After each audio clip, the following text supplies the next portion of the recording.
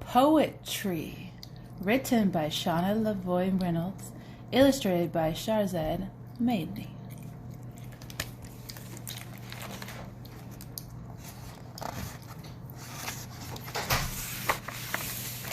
Poetry.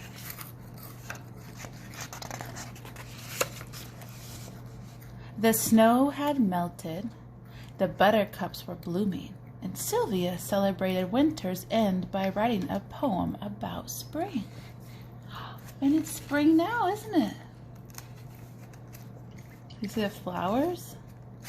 Color of the flowers. Yellow. Mm-hmm. And green. Green stems and leaves, yeah.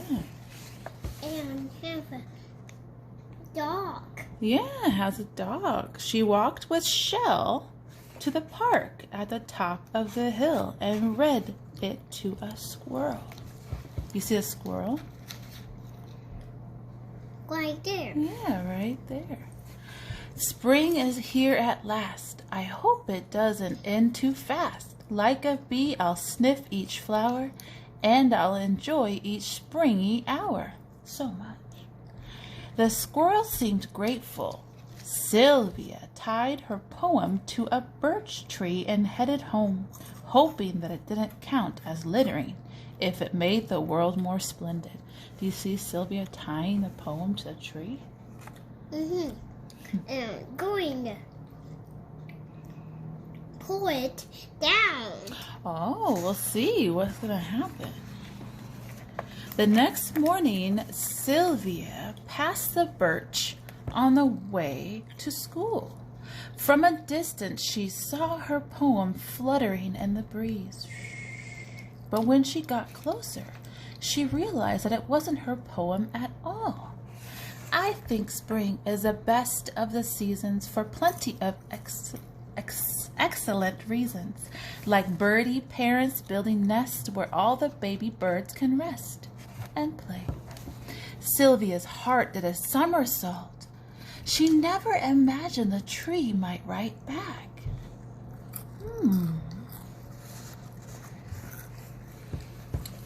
In class, Sylvia daydreamed about her new leafy friend. "Sylvia, please pay attention," said Miss Oliver. "Yeah, Sylvia," whispered Walt, the boy sitting behind her. Their classmates giggled, and Sylvia sank in her seat. Do you see Sylvia sinking in her seat? Her desk? Yeah. Do you think she's embarrassed?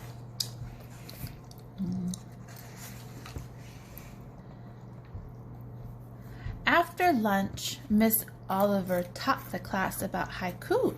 Sylvia struggled to contain her excitement in 17 syllables. White birch on the hill speaks out loud through rustling leaves. Great green poetry. Miss Oliver gave Sylvia a gold star. What's the friend doing?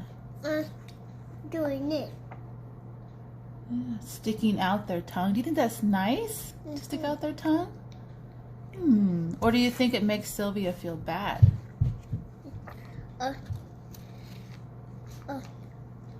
Because most people stick their tongue out to be rude. Unless you're sticking your tongue out to brush your tongue. But in this case, being very rude, and Sylvia might feel very bad about that, huh? Let's find out what happens next. When the bell rang, Sylvia ran straight to the poetry. She folded her haiku into a paper boat and pushed it halfway through into a knot hole. Do you see that? We have a lot of knot holes in our trees, don't we? So, what's your name? A brown one. Yeah, we have brown trees. Yeah, we don't have any birch trees around us. So what's your name? Sylvia asked the tree. But the tree stood in silence. Are you shy like me? The tree nodded in the breeze. Sylvia understood. Look at that. Do you see Sylvia whispering to the tree? Do you see whispering in the tree?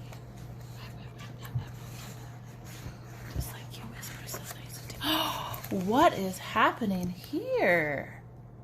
What's that? Yeah, there's different words. Cake, friend, delight.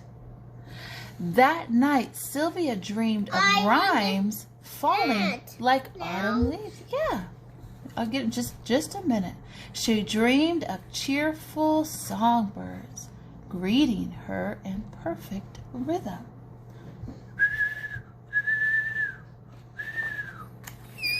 Oh, whoa, that was a good one. I see a few snacks in the bowl right there. Whoa. Whoa. On Saturday morning, Sylvia rushed to the park with a heart full of hope. The knothole was empty, and she saw no notes on the branches. But the whisper of the wind in the leaves above her was like a poem. Sylvia looked up and saw fragments of the sky peeking through the treetops. She spoke the words as they blossomed in her mind.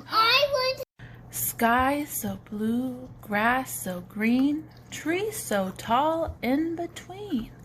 Favorite friend in morning light, and under moon glow late at night. The sun comes up in the day and the moon comes out at night, right? Sylvia selected a twig from the ground and gripped it like a pencil. By Sylvia, she wrote in the air. But that didn't seem right. Love, Sylvia. She waved her stick with a flourish, accidentally hitting a branch. A tightly folded ninja star fell to her feet. Sylvia couldn't unfold it fast enough. I've wondered a while, can a tree and a child be friends? Your words give me hope. Sylvia felt a spark in her heart. Good thing she brought sidewalk chalk. She scrawled in big blocky letters so the birch could see. I never thought that I would see such lovely poems from a tree. I wish that I could climb and live among the words you love to give. But if I lived up in a tree, I sure I miss my family, especially Shell. Look at all those leaves. What color are the leaves, Benji? You see the different colors?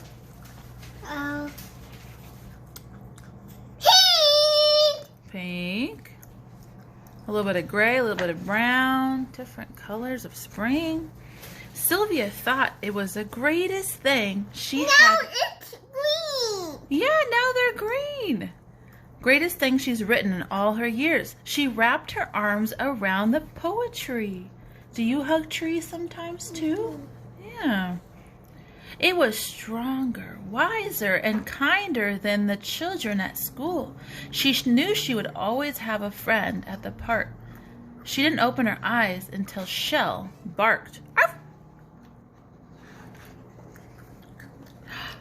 Walt was there, staring at the ninja star haiku sticking out of Sylvia's pocket. That's not for you, that's for my tree. Sylvia blinked. It was from the tree, just for me. Walt shook his head. Sylvia didn't understand. Had the tree she loved so much not given her a thing? Sylvia didn't want to cry. Not at the park. Walt didn't want to cry either. I'm sorry I was mean at school, he said. Sylvia smiled. Do you see Sylvia's smile?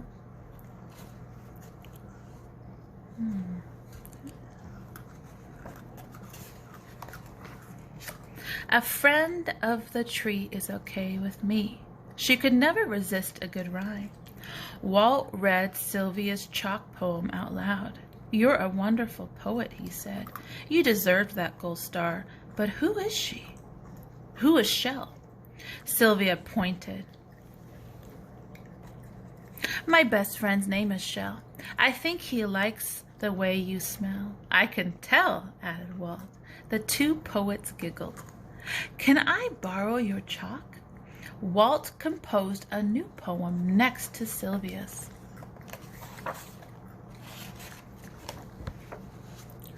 If you want to share a poem with me, give it to the tall birch tree.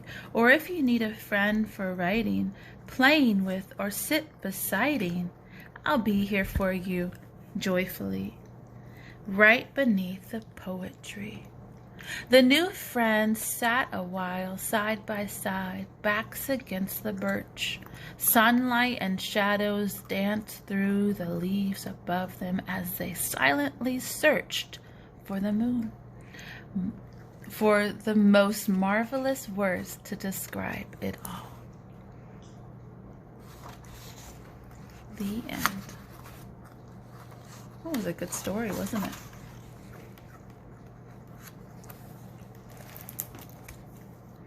New friends, like the perfect rhyme, are found in unexpected places. And that was called Poetry.